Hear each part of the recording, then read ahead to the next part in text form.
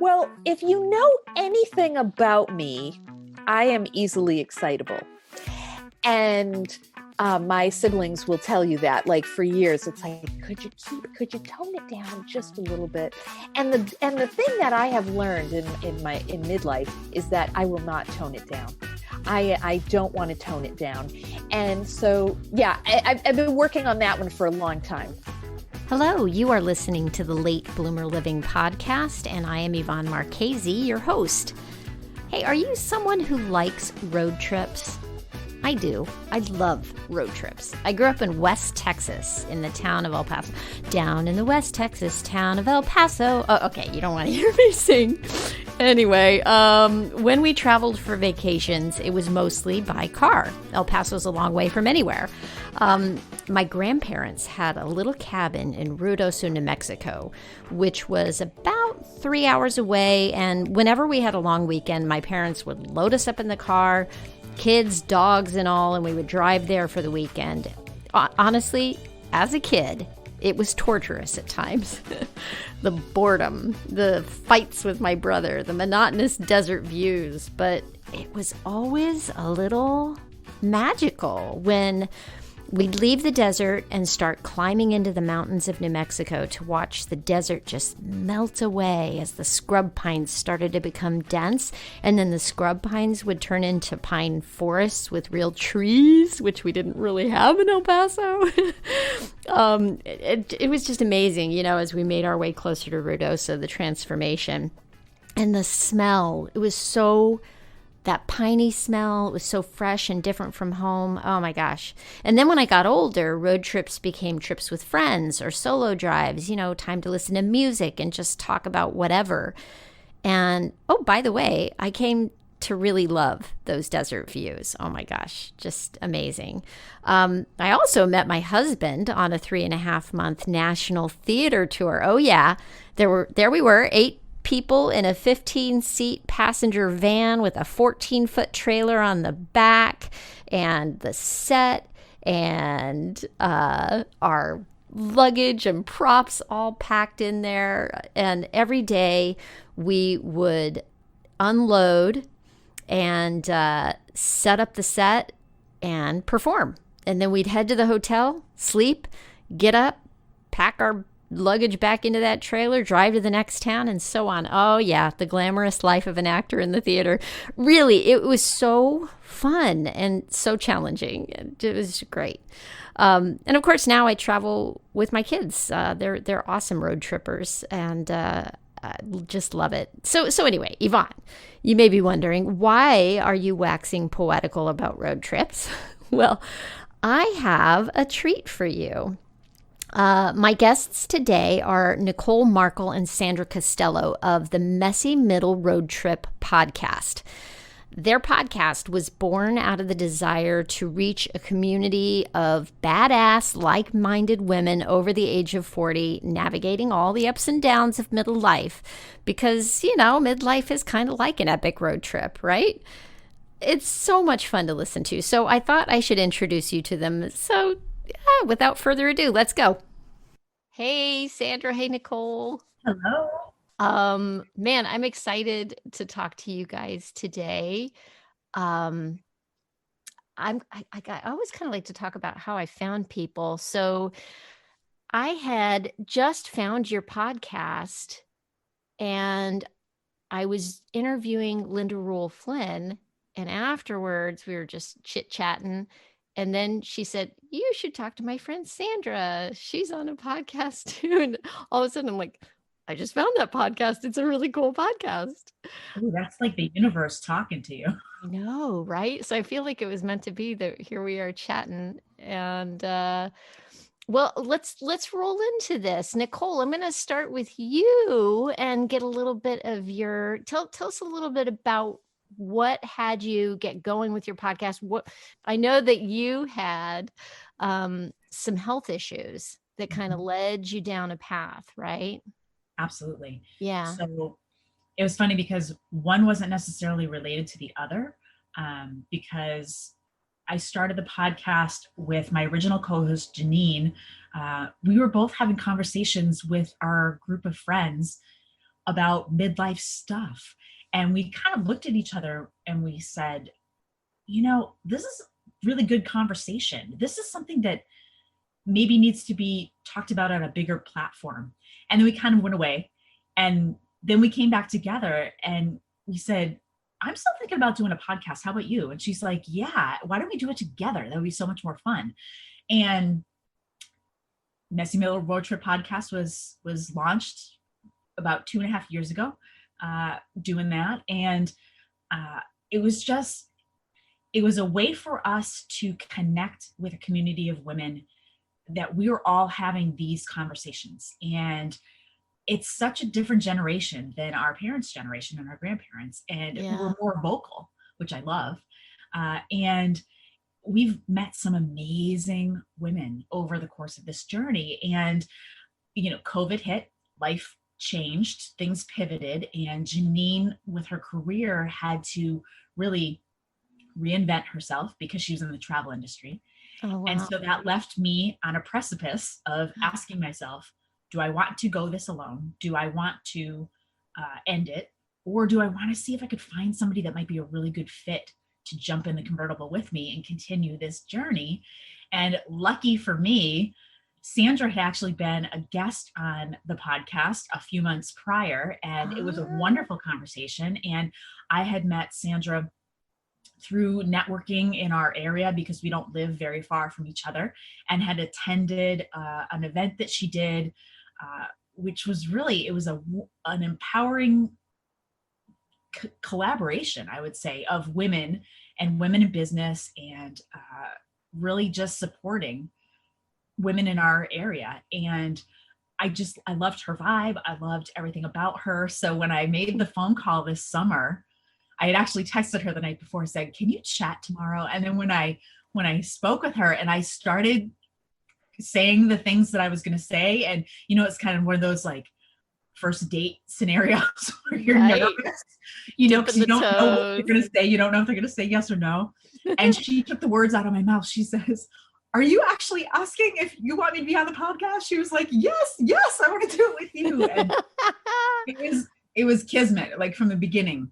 Nice. It just really clicked, and we're finding our way with our rhythm and just vibing off each other, and both bringing so much new energy injected into the podcast, which I love. And we're tweaking some things as we go along, because I definitely want Sandra to be a part of that fabric. Even though Janine will always be one of the founders, it's going in a new direction, which I love. So that has been super exciting. So cool. There it is. I love it. So, wow. So so it's been about 2 years.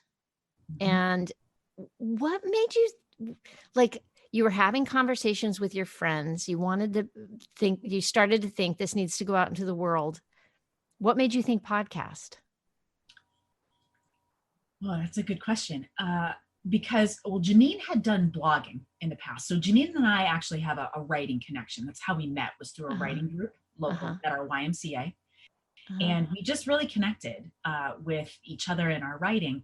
So we had that background, but everything that we were researching up to that point, when we were looking at different platforms, we thought to ourselves, wow, because we were both coming at it from the perspective that we were entrepreneurs, and we wanted to be able to have our stamp on that, her with her travel, me with my wellness and health, and then come together and talk to these women and hear these stories to really have that road trip, that companion, that you could have that conversation in your car while you were driving along. It's the best trips I've ever taken have been road trips with my girlfriends.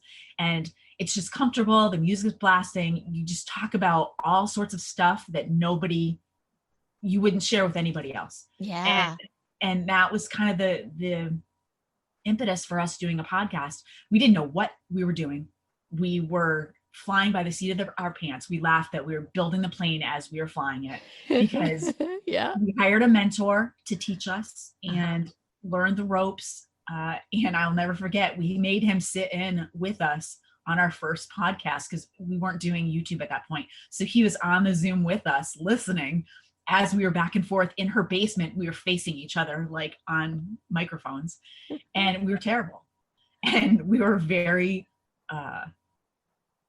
we sounded robotic, very no emotion. We were reading the questions like this. And we finished it and we said, oh, we need to redo that. And he said, nope, you're going to post it. Good right for now, him. I'm going to do it. Good for him, man. Yeah. There's Fail one thing forward. this has taught me is done is better than perfect.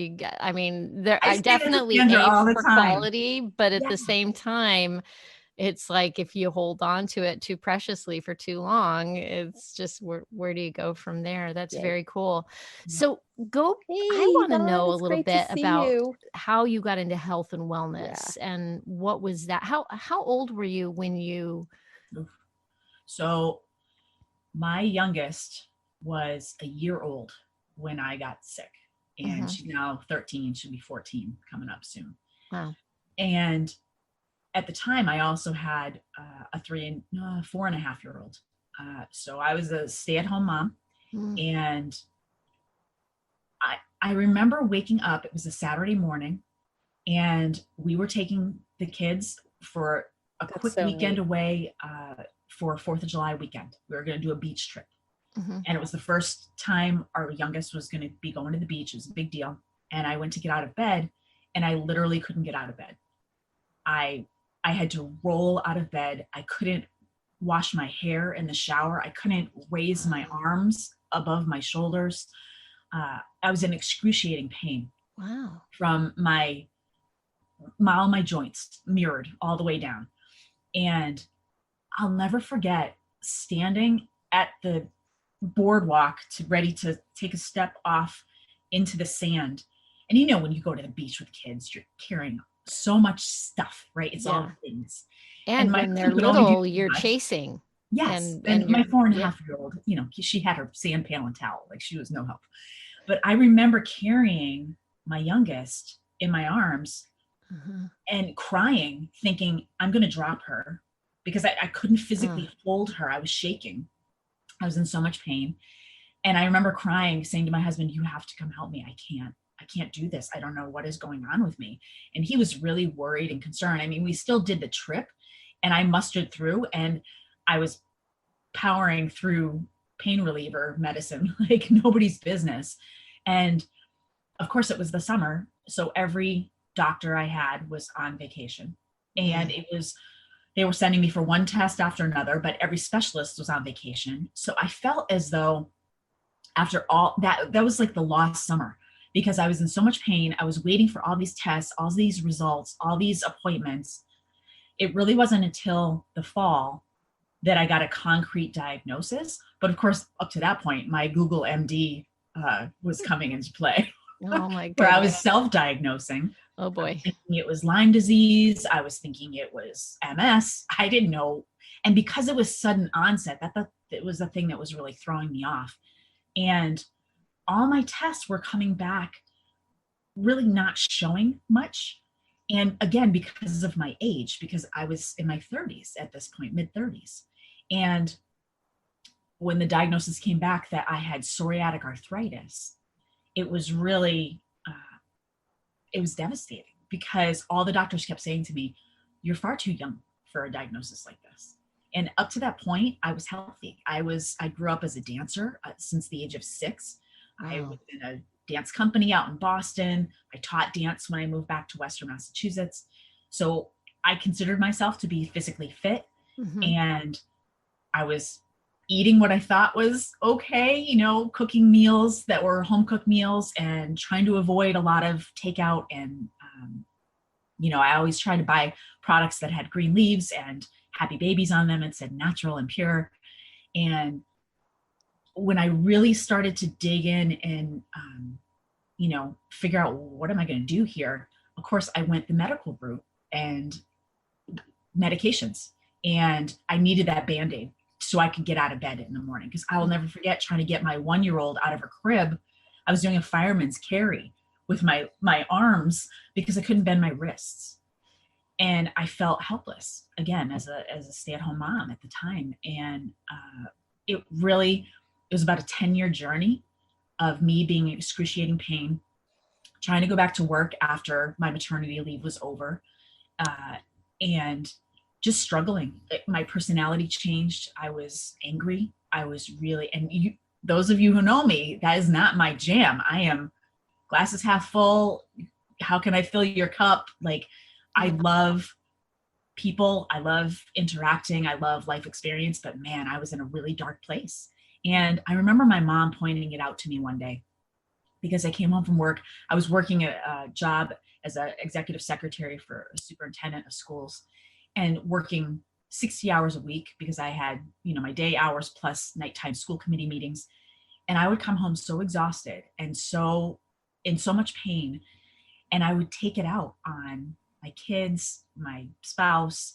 I was really sharp with my tone and what my words were coming out of my mouth. And my mom noticed that and said, Nikki, something's got to change, because you are not yourself. And it took me a long time. It took me a decade of dealing with that nonsense, because really the medicines that I was on pretty much masked the pain and allowed me to get through. When I overdid it, the pain was excruciating. But that was my wake up. That was when I hit rock bottom, when my mom really pointed that out to me and said, you something's got to give. And that's when I started. What did you do from there? I really dug into my health and wellness and really assessed, well, where am I at and how can I change? And I don't want to have to continue on this course. And I remember it was January, and I had a work event, and I ended up getting viral vertigo, which was awful. I looked like a drunken sailor walking down the hallway trying to put my daughter to bed. I couldn't stand straight. When I laid down in bed, the whole room was spinning. It was terrible. And I was sick in bed for 3 days with that. So I had to come off my medication, because when you get sick on a biologic, you have to come off of that so that your body can heal. So I gave myself a week off. I started to feel better. I went back on the biologic, and I got the viral vertigo immediately again for another few days. And I said, that's it. I can't do this anymore. So I stopped the biologic. The vertigo healed. And then I realized that I was actually in remission for my psoriatic arthritis. So I had no psoriasis. I had no pain for my arthritis. And I got really angry, because I thought to myself, how long have I been in remission? But I've been continuing to poison my body with this biologic drug. And that really led me to digging into how I ate. Did you even know that remission was possible? No, because the doctors were going to tell me otherwise. We're going to give you this drug, and then we're going to stack this drug on top of it. And we're just going to frustrating. Giving you more and more. And if you don't know, or you can't do the research, right? I think, and when you're so desperate and in pain, that's the avenue that the majority of people go. Yeah. But I'm testament to tell you that it can change. It can change naturally. So you figured it out. Mm-hmm. Wow. Amazing that you figured it out even. And then what? So it was interesting, because I posted something online. It was a health related video that I saw. It was a family of 4 in the UK, and they swapped out their food from soup to nuts, from spices all the way to what they cooked at home. And they were taught how to cook farm to table fresh foods, skip the takeout, skip the canned food, the microwave food. And they did a before and after urinalysis test. And what was removed from their bodies in 2 weeks' time was incredible, especially in their 2-year-old child. Things like BPAs and pesticides and growth hormones. And I shared the story on my Facebook page because it resonated with me. Because at the time I was going down that path as well, trying to do what's right for my kiddos. And a friend of mine reached out. I actually went to high school with him. And he said, you should really talk to my wife about the company she works for. I think it's your missing puzzle piece. And I got really angry at him. I said, I I don't have a missing puzzle piece. I don't know what you're talking about. Like, I eat healthy, we exercise. Right. I'm doing just fine with my products. And he was like, oh, yeah, maybe not. And I didn't realize that for decades I had been greenwashed because I was buying the products on the end cap that were on sale that looked good. It said all the right things, but I never took the time to flip that bottle around and read the ingredients on the label. And I was horrified to find out that I was washing my kids with baby wash that was loaded with carcinogens and formaldehyde and harmful dyes. And I was shocked and I was really angry because I had never been taught that. You know, we read our food labels, we don't read our product labels. Yeah. Right? Yeah. Who stands in the grocery store and looks at the toothpaste label? Right. Not many people. Right. And so that I think was the real push for me to dig in, and I went down the rabbit hole of learning and understanding. And so really he said, wait, so let me back up, because he says this to you, he pisses you off. Yeah. And then what? So then you what made you go think, oh, maybe I should think about what he said again? Because, you know, he was a good friend of mine, and I knew that he was coming at it from an open heart. So yeah. And even though, I'm a little feisty, of course I'm going to push back and say whatever. But then I'm like, okay, let me see what he's actually talking about here, and digging in and doing the research. And the company that he was talking about is the one I actually ended up aligning with and becoming a consultant for. And when I tried the products and really compared the two between what I was using currently and what they were offering, I was blown away with how much I didn't know. Wow. And I thought to myself, I'm an educated woman, and I know that there are hundreds of thousands of educated people out there that need this information. And I felt really pulled, because at this point, when he had reached out to me, it's about 5.5 years ago. And I was lucky enough at that point that I was a stay-at-home mom. I said, I'm pulled because I want to shout this from the rooftops, and I want to at least empower people with this information, because it's a no judgment zone for me. I just want people to understand that this is actually a thing, and manufacturers do this to make money. And I want to be able to share this.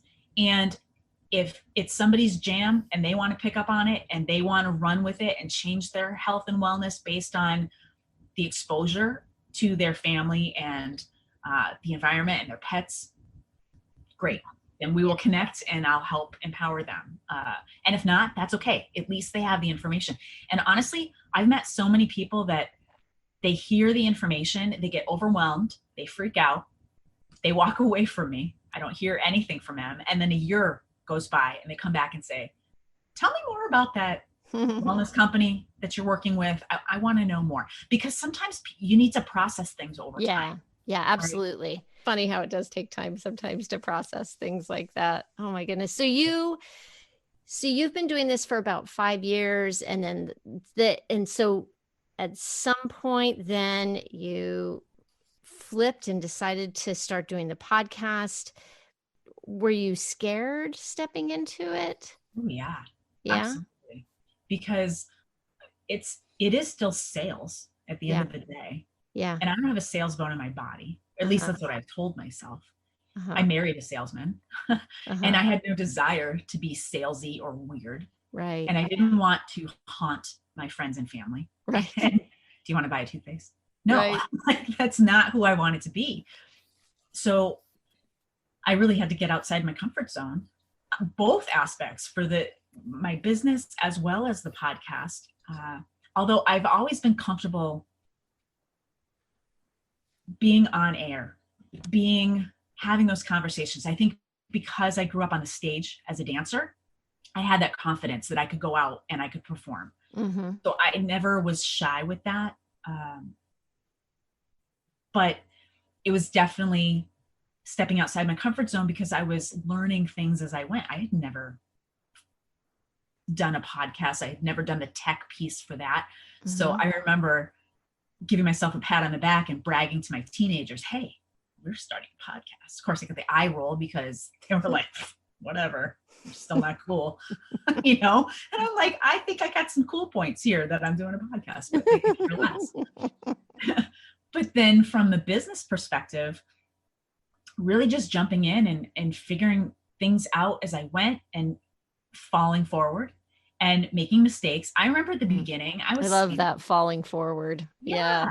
Because it's part of the journey, right? And I learned over time to just be authentic, just be myself, and knew that if I just showed up and really spoke from an open heart and a place of service and sharing this because I care, because I went through something similar and I know what an important piece it's had to play with my health and wellness and decreasing my body burden, my toxic body burden, and helping me to get beyond, coupling it with health, spirituality and mindfulness and movement and proper eating. All of that combined with my clean products has allowed me to live without drugs for my psoriatic arthritis. And I certainly have flares. I've had flares during COVID, but nothing like I used to. Yeah. But I think, just jumping in for both pieces and just learning and knowing that I was going to be growing with this and that there was a real purpose behind both. And I think that motivated me to just put one foot in front of the other and have fun while I'm doing it, because that's with anything in life. If you're not having fun, don't do it. Life is too short. Amen. And speaking of having fun, I love that you chose to have that you decided to go with having a partner to do your podcast. Oh my gosh, yeah. Do you guys, so for the both of you working together, Sandra, you've never done a podcast before, right? I have never done a podcast before. No, I have been on podcasts, but I have never helped host one.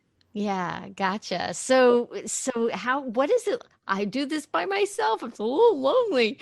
How is it? Do you guys love to have that feedback off of each other? And yeah, absolutely. I mean, the thing that is so neat about doing a podcast with another person is that both Nicole and I are really curious and we're really excited about getting to know the guests that we have on the show.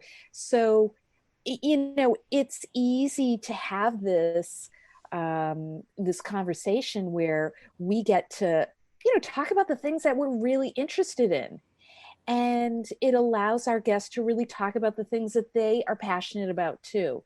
So just like you, Yvonne, I know that you have curiosity for people in general, and just being able to have a fun conversation.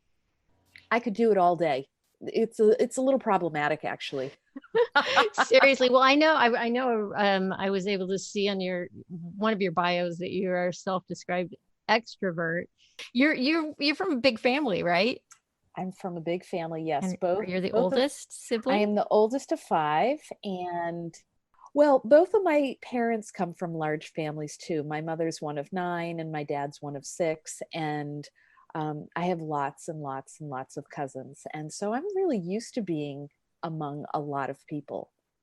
And I would say growing up, there were many times that I sort of fought that idea of being with a lot of people because I thought secretly that wasn't really who I was, but it is who I am. I love being in the midst of a large group of people, and I do not, I have no problems walking to a room of strangers, because to me, this is like the best. I have an opportunity to meet all these new people and learn things about them.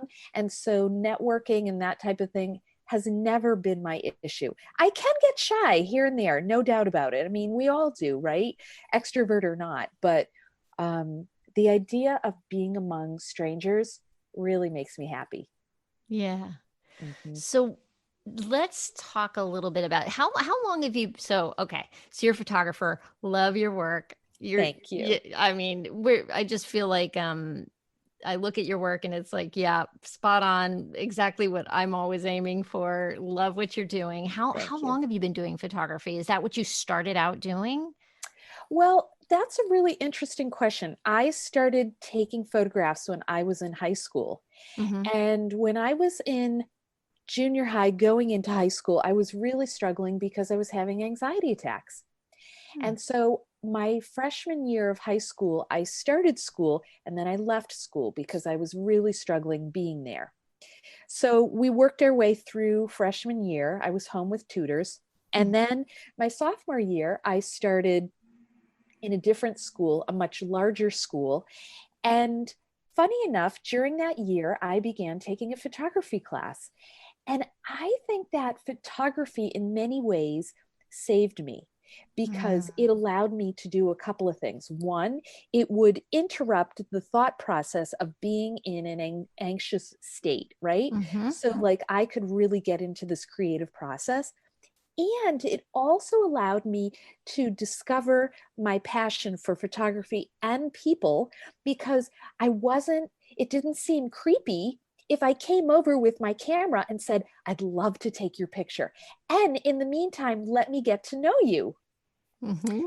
So I really think in high school was when I discovered a lot of things about myself.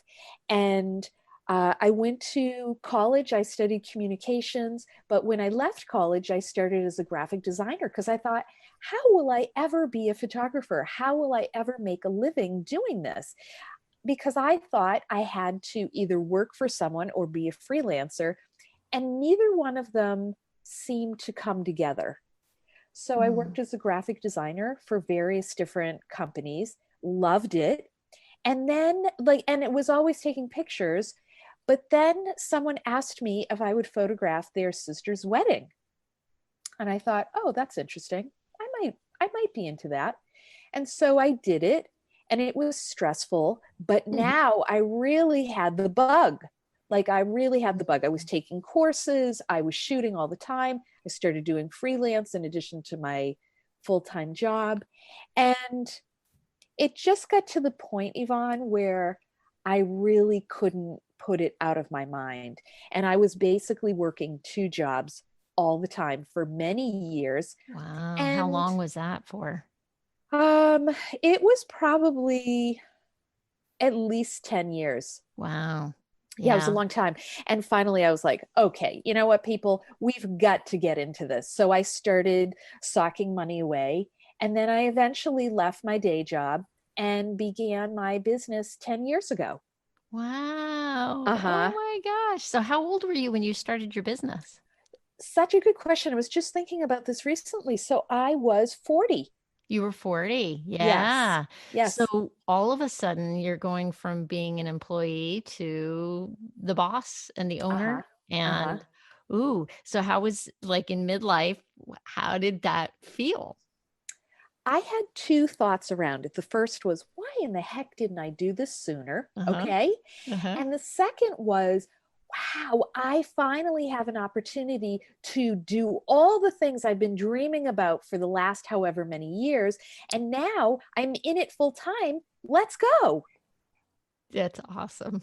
Yeah. Very cool. So it was scary, but it was really empowering because I was no longer thinking, can I do this? How will I do this? It's like, we've got to do it. Let's go. Yeah. What have you learned about yourself in that journey? Would you say? I have learned that I know more than I think. That's one big lesson. I remember when I was, before I went, well, before I moved to the western part of Massachusetts, I was in the Boston area. And I remember working with a really nice group of people. And I often thought when I didn't know how to figure something out, I'll just check in with them. I'll just ask them, how will I do this? Because it made me nervous. And what I realized is I can figure things out. I know more than I think. And I also am capable of so much. And that's a really neat thing about being in business for yourself.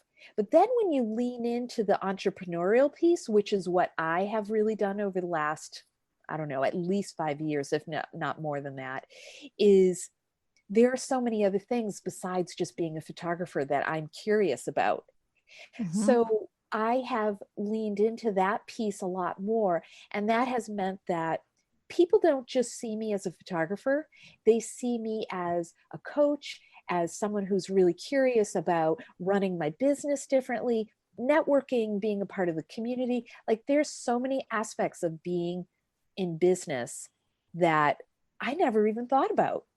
Yeah. And you're really great about communicating that on your website. Like it's one of the things I admire about your communication is that it's really clear that it's not just about making pretty pictures. You seem to have a much broader, bigger thing at stake, which is that connection with people and bringing people's authentic self forward, Yeah. which is great. When Nicole said, "Hey, do you want to do this podcast?" You were like an instant yes, it sounds like. Well, if you know anything about me, I am easily excitable. Uh-huh. And my siblings will tell you that, like for years, it's like, could you tone it down just a little bit? And the thing that I have learned in midlife is that I will not tone it down. I don't want to tone it down. And so Yes, I love that. Good. Nicole, yeah, I've been working on that one for a long time. So Nicole called me in July, and I remember getting the message the day before. She's like, "Oh, I want to run something by you," and all of a sudden I was like, "What does she want to talk about?" Because that's enough to get me excited, and that like I almost don't want to wait. I'm like, Nicole, I'm surprised I didn't call you right away. So I'll back up just a little bit. In the fall of 2016, I had some pretty traumatic things happening in my life. And I closed my photography studio and I was trying to sort some things out in my business, in my own, in just like in myself. And that fall, I started thinking about public speaking. I'm not really sure what it was about, but it was there. And I took a course about becoming a paid public speaker for women that fall. And then the woman who ran the course started this club, which was all about public speaking for women. Anyways, that fall, I really started to get into this whole idea of what it meant to be a speaker and how that really intersected with my business. And so for the last 4 years, I have really been curious about getting in front of groups, finding my voice, being able to share that, and being able to really share it with my clients and talking about really being seen, not just in midlife, but in general. It doesn't matter what age you are. Mm-hmm. And so I love having a conversation, especially with women. So when Nicole called me and was like, I could hear what she was saying. She was like, she started talking about Janine, and Janine was making some changes and, moving on. And I was like, oh my God, she's calling me about being on the podcast. And I couldn't even let her finish the darn sentence. So I think what most excited me about that was the possibility that, kind of like when I was in high school and I realized that the camera was a way for me to connect with people, podcast was another vehicle, get it? Road trip, all Love of that. it. Yeah. It was another vehicle for me to make connections with people that perhaps didn't seem so creepy. Oh my gosh, absolutely. And this is where the introvert part of me is like, I use the camera in big group situations or my kids' sporting events, different things like that. It's Sure. like it's almost like something between me and other people, but it's a connection to them as well. Yeah. And Yeah. I don't know about you guys, but the podcasting, this ability to have conversations with people, it constantly reminds me of if you go back to high school or college, right? And you're just sitting around with people and you're just wasting time and you're just talking about whatever, and you go deep and you just remember just sitting and listening to an album with somebody, and or going on a road trip with them and just having time to gab and talk and go deep in a way that you don't in that I don't find it happening in normal conversations and parties. It provides like this structure for connection. Yeah. It really does. And I think that I love an open-ended question. I love getting to just meet someone and ask them a random question to just see where it takes us. Yeah. And the podcast is a great way to be able to do that, but to be able to talk about things that that we're most interested in. Like, that's the thing with the podcast. Most podcasts have a theme, and we do have a theme. It is about living your best life in midlife. And I really feel like Nicole and I, in our own individual ways, are working on that all the time. And so having women on who get to talk about how they're doing that too is so cool. It is so cool. And I get to ask people questions that, like, if I'm in a normal social situation, it would be like, well, you're prying. What the? I would be like hesitant to ask the same questions and really get in deep with somebody that I maybe don't even know all that well, but this is like such a great way to get to know you guys. It does. It feels intimate when you Yeah. have a podcast conversation, because I won't say interview. I don't think it's an interview. No. It's more of a conversation. And like you said, getting to know who you're talking with and hearing the stories. Yeah. What do you guys think about in the time that you've been doing this podcast together? What do you think people in midlife, like, what would be, let's just say, what would be a tip or your advice for people to live their best life in midlife? Like, let's start with you, Sandra. Well, you got any, like, or just like from your own experience, like, what has been the thing that makes you feel like you're living your best life right now? So I always ask myself, if I don't do this thing that I am feeling a connection to, will I regret it? I've asked myself that my whole life. Even when I was younger in junior high and high school and I was having those panic attacks, I felt like that was a constant challenge to myself. So, nothing will be easy. Well, some things will. Some things will fall into naturally, right? If we can tune into that, oh my gosh, like that's a gift right there. But some things, the process of doing certain things are not always going to be easy. And I think first we have to acknowledge that. Okay, there might be some struggle here. Then the second thing is, how much do I really want to do this?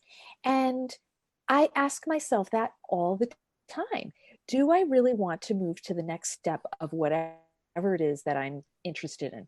Securing a studio, moving on to a new category of photography, like whatever it is.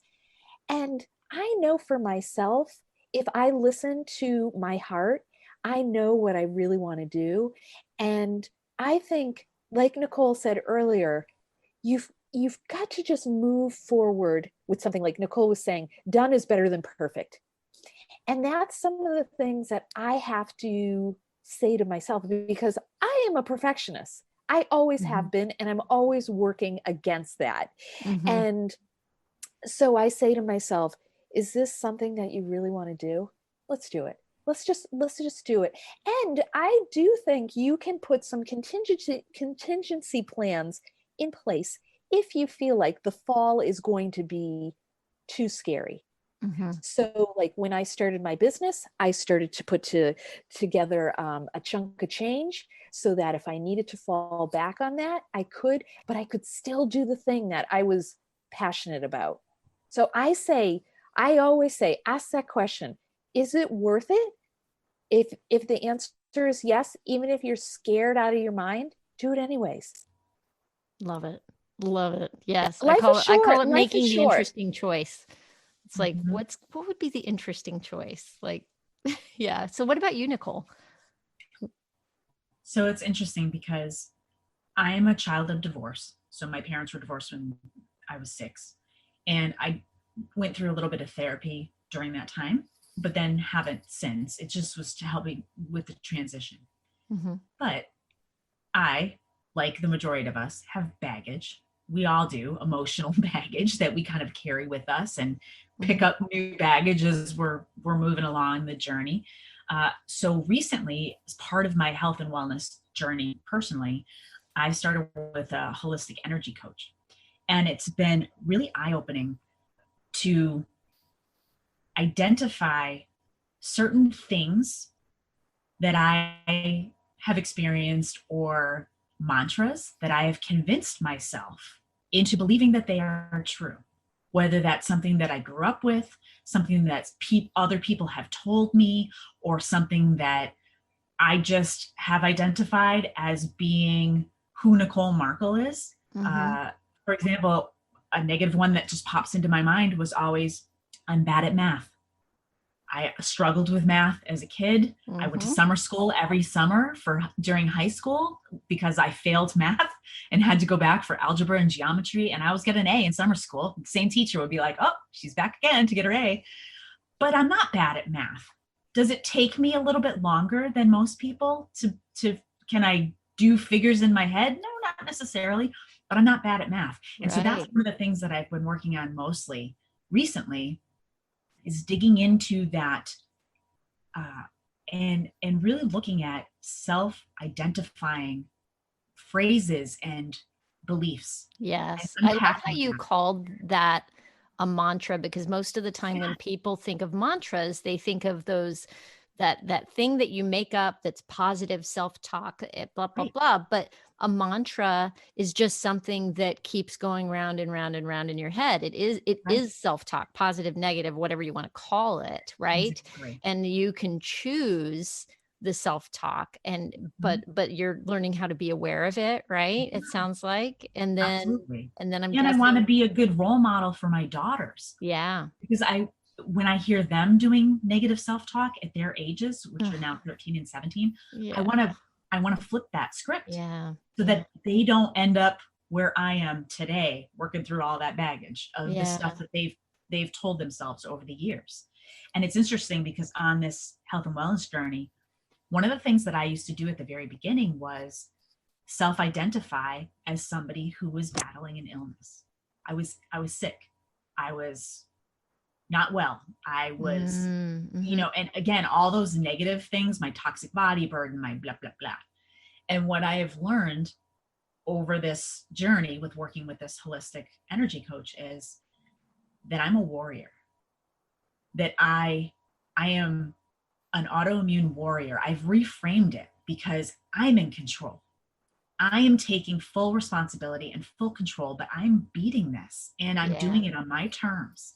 And it injected power into that for me so that I'm not a victim.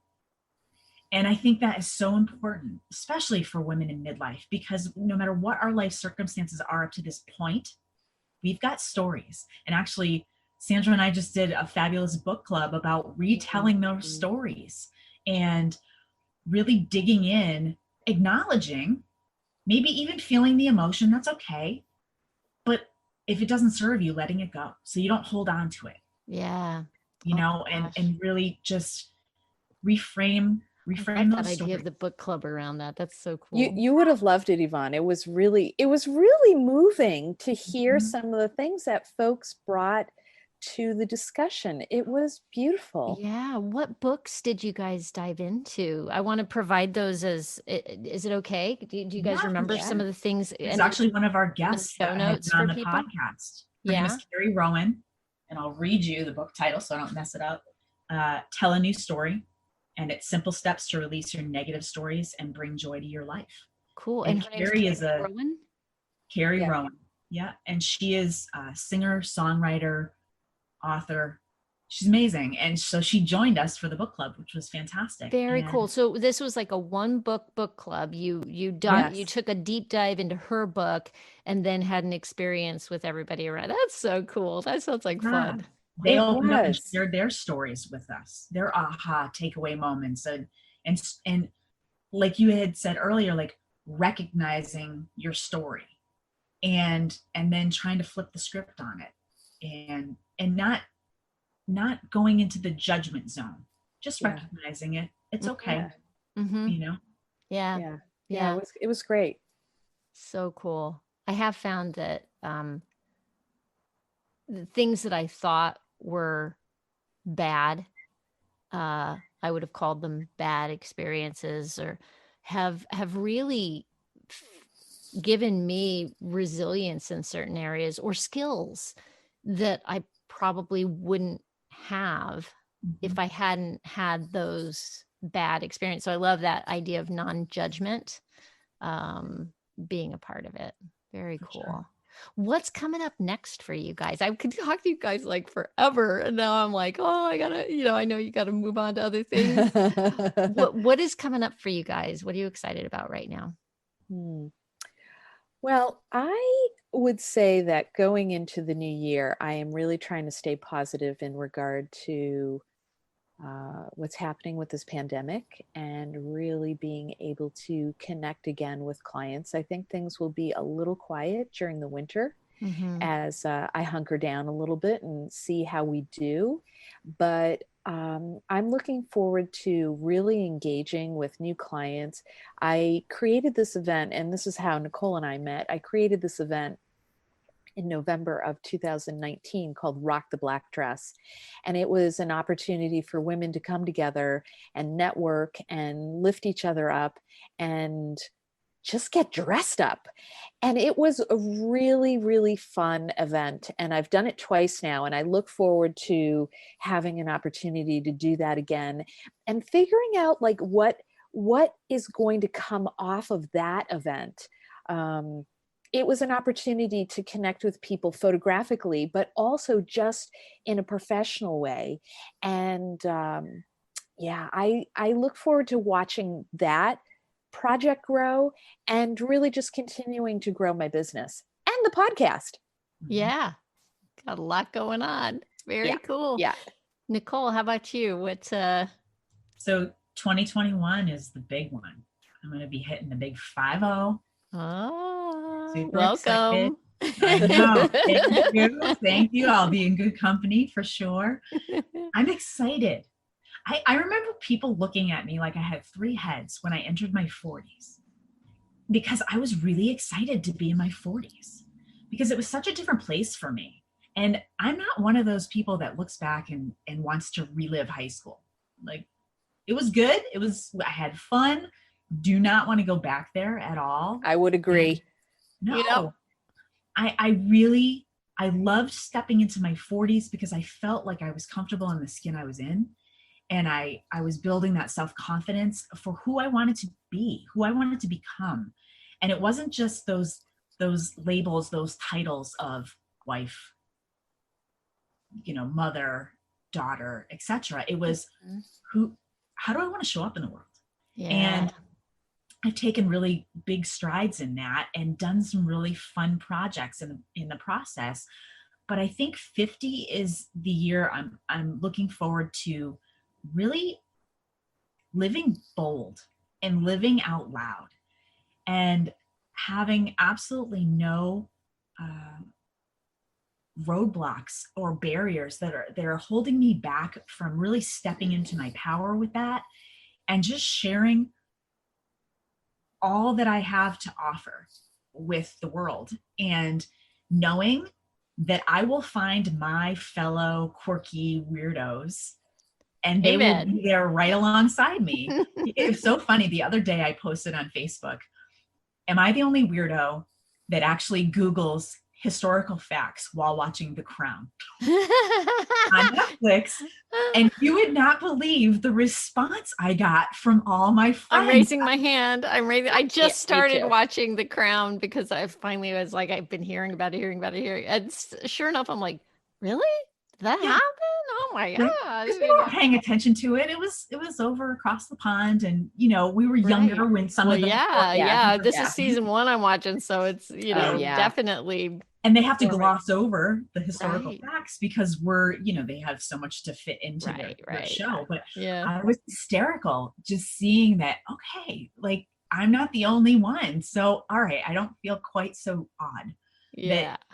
I've definitely found my people, I love it. and I want to do more of that. I want to really, and I'm woo woo with the universe on that. Like what you put out is what you get back. But I also believe in that your behavior will attract your people, attract your tribe.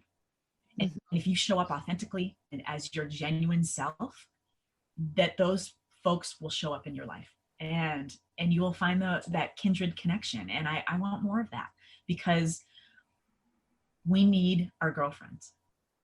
I see that now with my mom as she's approaching her 80s. A lot of her girlfriends she's losing, unfortunately, because of illness and health and age. Yeah. And I want more girlfriends in my life, because there is such power with connection, especially in midlife. We're all going through something very, very unique to ourselves, even though it's universal. And to have somebody to bounce those things off of and not feel weird, and raise your hand and say, hey, I'm waking up in the morning smelling like a teenage boy because I sweat the sheets last night. Is this a midlife thing? Is it weird? Good times. Right? But then having friends go, yep. Yeah.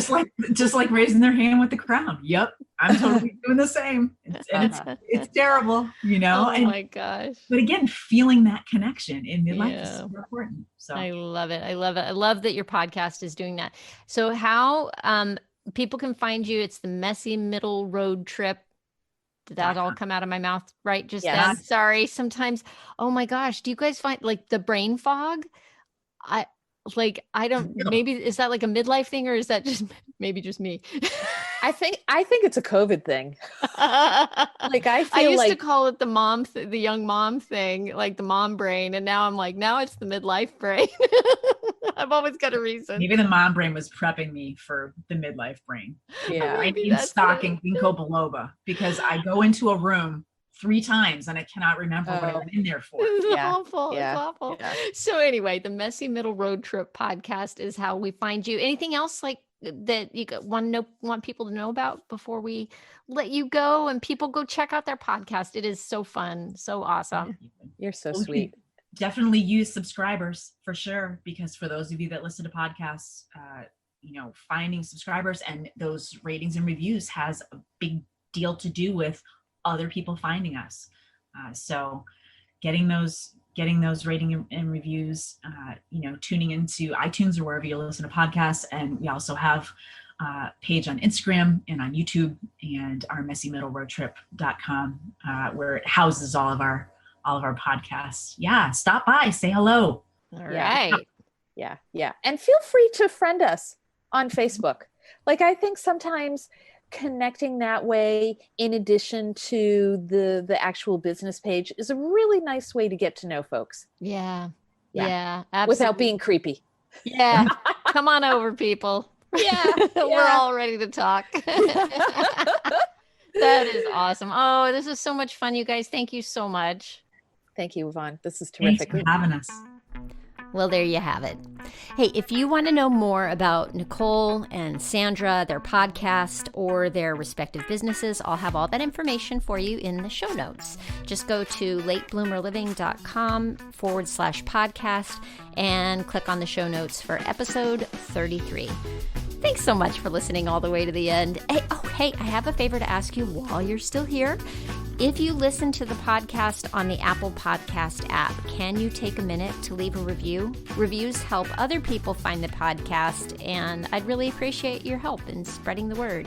I hope you have a fantastic week. Stay safe and well. Talk soon.